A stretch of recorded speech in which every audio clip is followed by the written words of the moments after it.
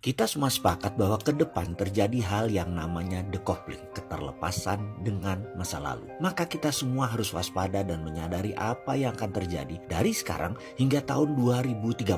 Karena bukan goncangan yang didapat tetapi keterlepasan dengan apa yang akan terjadi di masa akan datang. Terutama dalam bidang bisnis dan beberapa sektor kehidupan seperti gaya hidup. Contoh yang paling nyata adalah bagaimana bisnis di masa lalu yang terikat dengan ruang dan waktu, kantor yang besar, pegawai yang banyak, bisnis yang pakai aturan pemerintah atau regulator mendadak menjadi cair tanpa jalannya peraturan pemerintah karena sudah cross border country antar negara sehingga bisnisnya tumbuh lebih cepat dari peraturan sebuah negara. Misalnya bisnis digital yang merusak, yang mendistrap retail shop seperti Matahari, Ramayana, department store seperti Sogo, Metro, dan di dunia puluhan nama besar department store sudah tumbang. Lalu perusahaan seperti Grab, Gojek yang tidak punya aset motor dan mobil, tidak bayar BPJS, tidak bayar pajak kendaraan, tidak bayar STNK, tidak punya satupun kafe atau resto di GoFood-nya, membuat berbisnis menjadi ringan karena fokus pada tujuan utamanya, yaitu mendistribusikan barang atau mendistribusikan orang. Ada satu hal yang saya sendiri mungkin shock adalah pemikiran dari seorang anak muda berusia 22 tahun yang bermitra dengan saya yang mengusulkan untuk membuat Ruang Belajar, sebuah digital platform tingkat universitas, di mana dia mengatakan, "Pak, saya yakin Pak Menteri Pendidikan, Pak Nadiem ke depan akan mendistrap dunia pendidikan karena saya sudah pelajari apa dan bagaimana otaknya seorang Nadiem Makarim. Dia pasti tahu sekali bahwa dalam pendidikan faktor biaya terbesar adalah ruang kelas dan guru. Di mana dalam pendidikan poinnya adalah seseorang harus memiliki ilmu, memiliki informasi dan memiliki keterampilan berkarya. Dan untuk memiliki ilmu, mendapatkan informasi dan keterampilan berkarya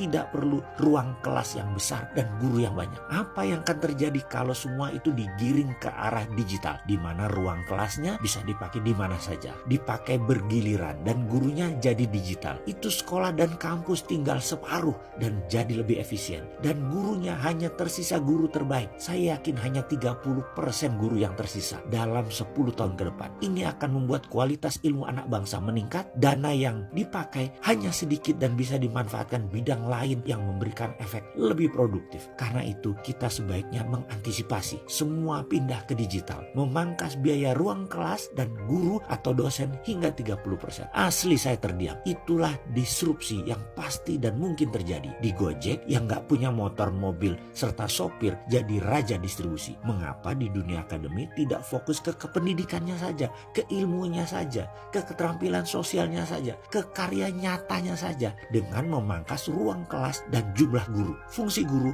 berubah jadi mentor dan coaching. Fungsi ruang kelas hanya pertemuan seminggu 3 kali mungkin. Sisanya kunjungan langsung ke pertanian, ke perkebunan, ke pabrik, ke dunia nyata, ke museum, dan lain sebagainya. Semesta jadi tempat belajarnya. Bisa bubrah itu pemikiran masa lalu akan pendidikan yang saat ini di Indonesia sudah 100 tahun belum berubah. Pasti ke depan akan terdistrap dengan visi decoupling kaum milenial yang memimpin pendidikan. Siap berubah atau terlindas kita?